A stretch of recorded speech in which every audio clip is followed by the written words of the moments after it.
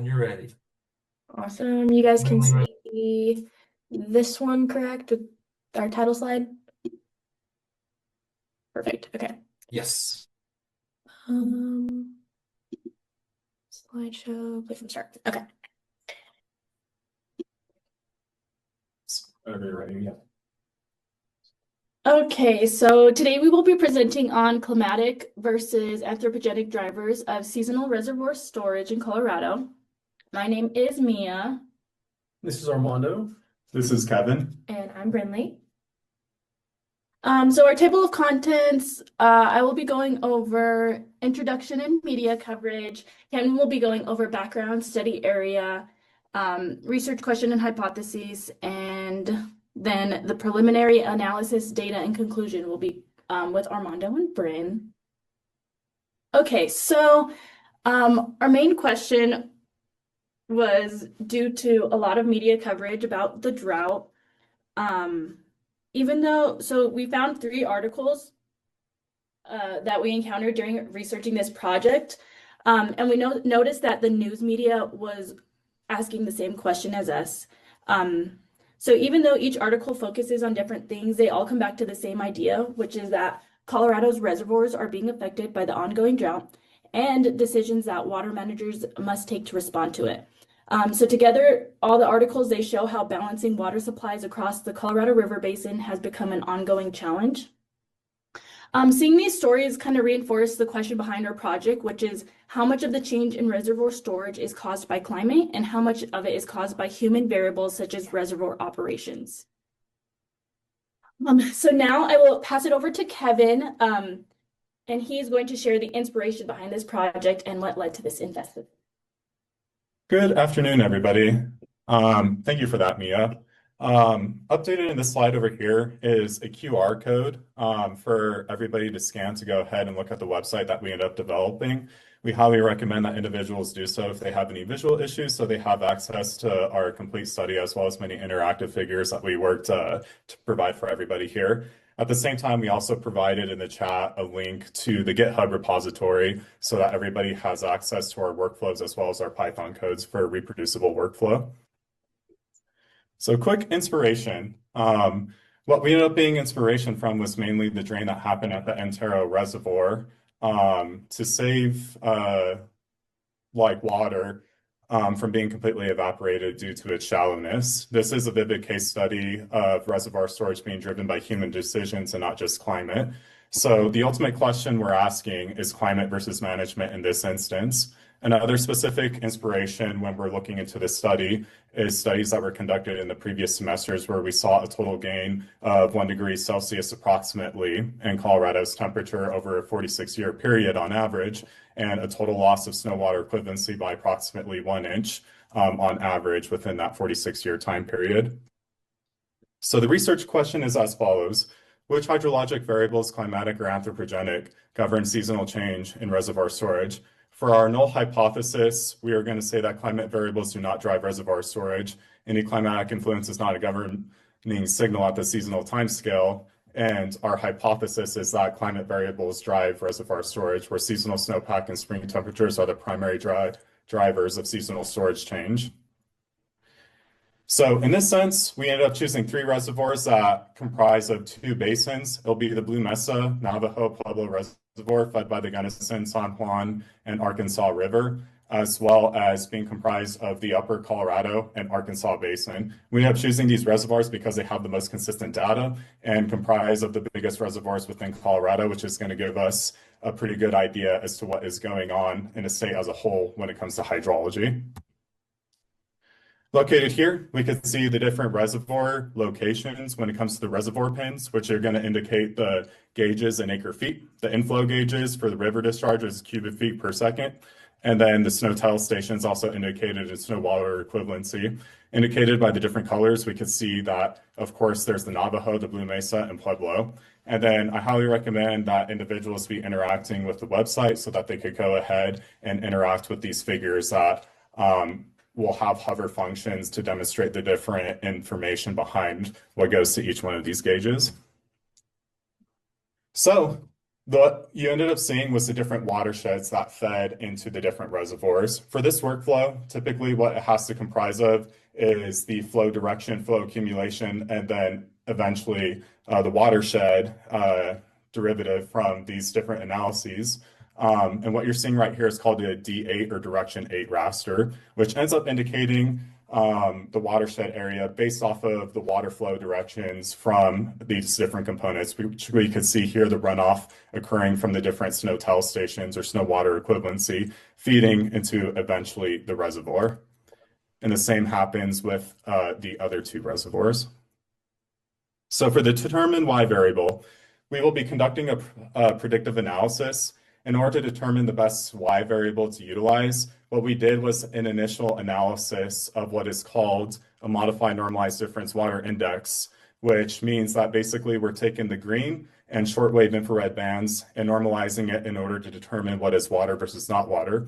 What we end up finding based off of the R-square value, which explains the variance year by year and how similar it is to the U.S. Bureau of Reclamation's information when it comes to their surface area, is that we have about 98% of the variance explained, which is that figure that you're seeing in the R-squared value. This means that the root mean square error, or the range of error, ranges around negative 0.43 kilometers squared, because this methodology tends to underestimate the surface area due to not being able to predict the outsides of the reservoir as well due to the shallow water.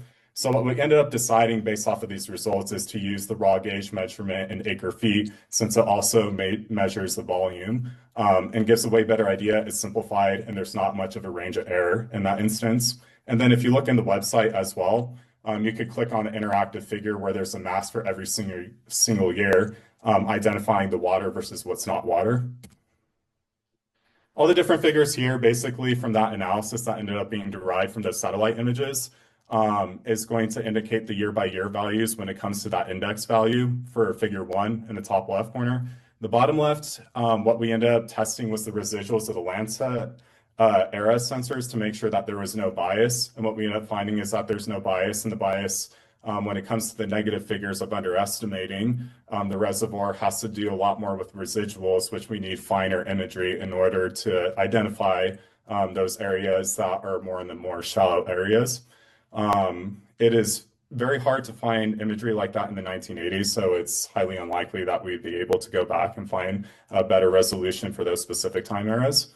And then as far as the cross-reference between the U.S. Bureau of Reclamation as well as the Blue Mesa surface area you see on the right here is the R value basically indicating the bias of the index values where the methodology ended up underestimating the reservoir's values versus the dotted line where you could see the actual values from the U.S. Bureau of Reclamation. So data, when, where, and why. What we ended up deriving, of course, was the acre-feet reservoir, as indicated in the previous slide based off of the results from the index. We want to keep it simple and took it directly from the gauge, which comes from the Reclamation of Information Sharing Environment, or the U.S. Bureau of Reclamation.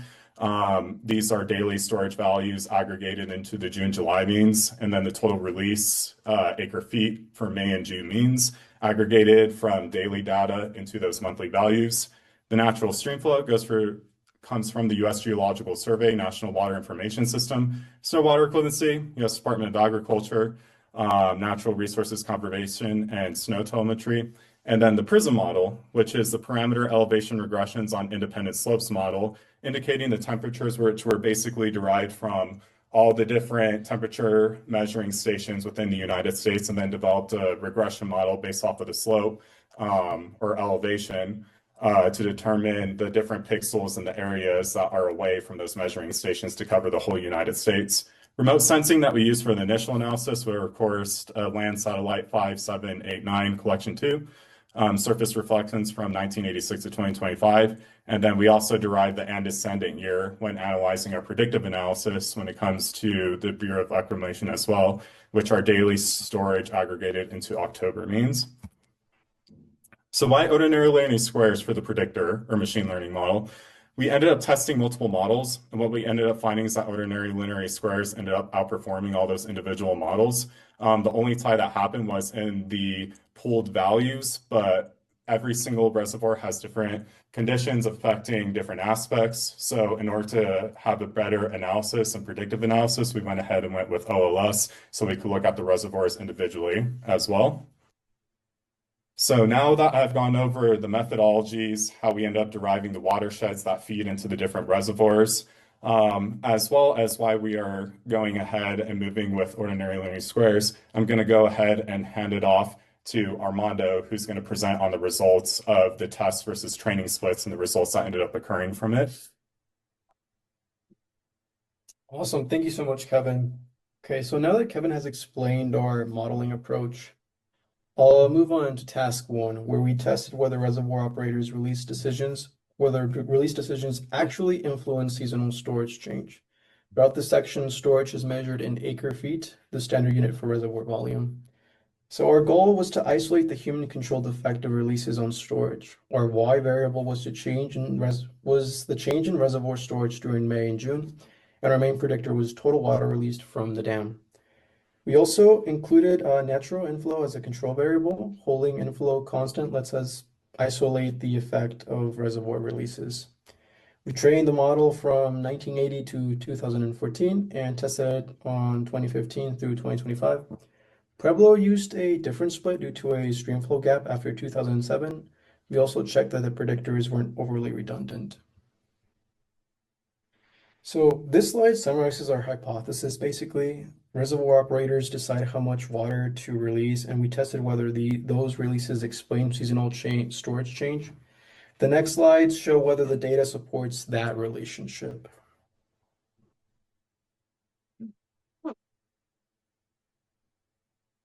So, for instance, here in this slide, Blue Mesa and Navajo both performed very well, indicating that the model explained most of the variation in storage changed. Pueblo performed noticeably weaker, so we'll take a closer look at why that on the next slide. Because the reservoirs differ greatly in size, percentage errors provides the more meaningful comparison than just raw acre feet. You can see those percentages on the slide, but really just to give a summary of what all this data means.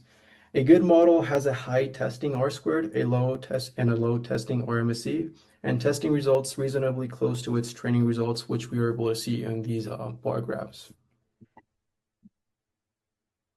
So for here, we wanted to determine whether releases were statistically significant predictors of storage change.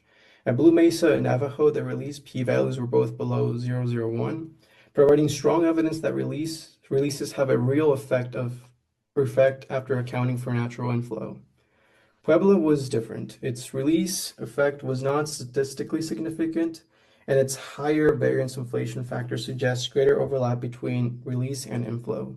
Combined with its shorter testing period due to missing streamflow data, these results really just show that Pueblo is best interpreted as inconclusive rather than evidence against that relationship.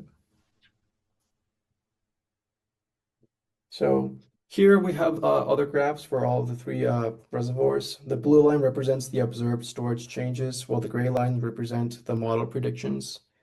Blue Mesa and Navajo show close agreement between observations and predictions, while Pueblo shows greater separation because it was evaluated on an earlier testing period with fewer years of data. Together, these results provide strong evidence that reservoir releases explain seasonal storage change at Blue Mesa and Navajo. The main conclusion really from all this data is that reservoir releases strongly explain seasonal storage change at Blue Mesa and Navajo, but more data or a different model specification may be needed for Pueblo.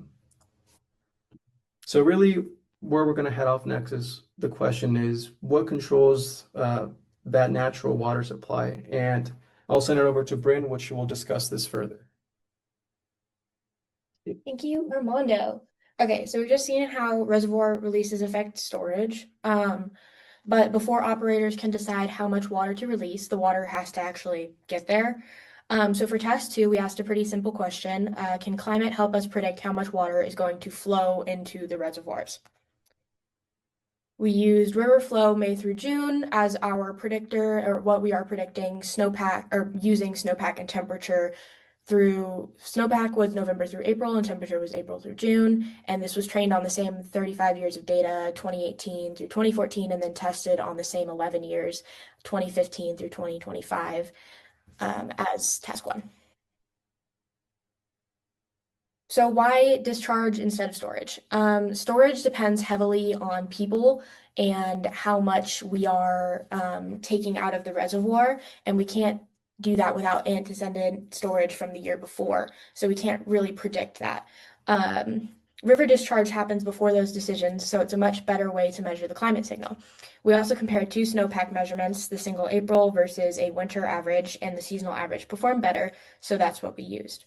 Pueblo is another interesting little thing on this one as well, not because of data availability, but just because there's a different something else affecting the discharge and upstream gauge of Pueblo. So did it work? For Blue Mesa, both snowpack and temperature were significant predictors of river discharge, just barely for Navajo, though SWE mostly drives that one, not temperature.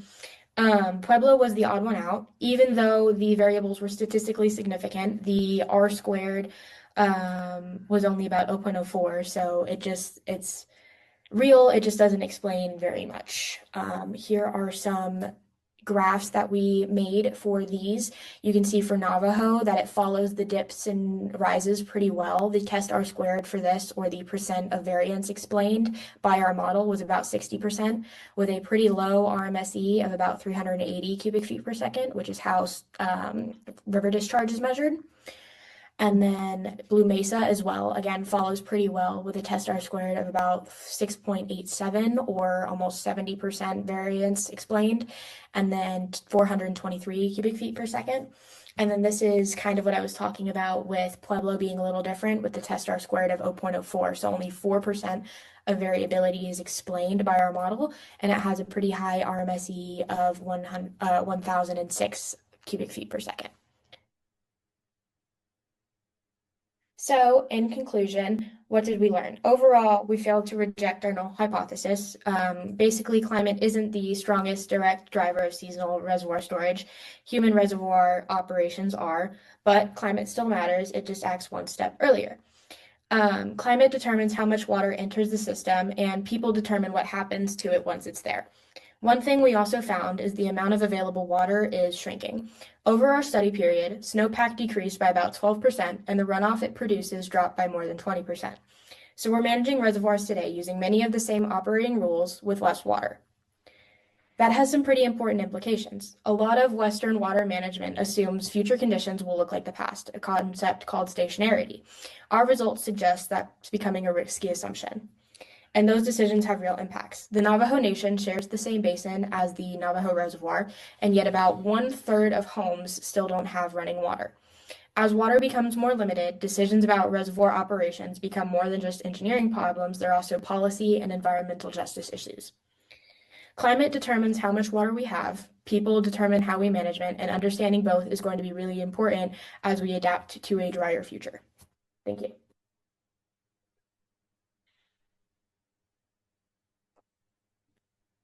All right, great job, MSU Denver. Once again, give it up for our friends down the road in Denver. Great job. Also great to see how you've taken this project to the next level from last year. Great work. You're getting a lot of applause. If anybody has questions, feel free to put them in the chat there. Go ahead and put those in the chat if you've got questions. I'm gonna keep us moving because we're getting short on time, and I have one more presentation that we'd like to get through.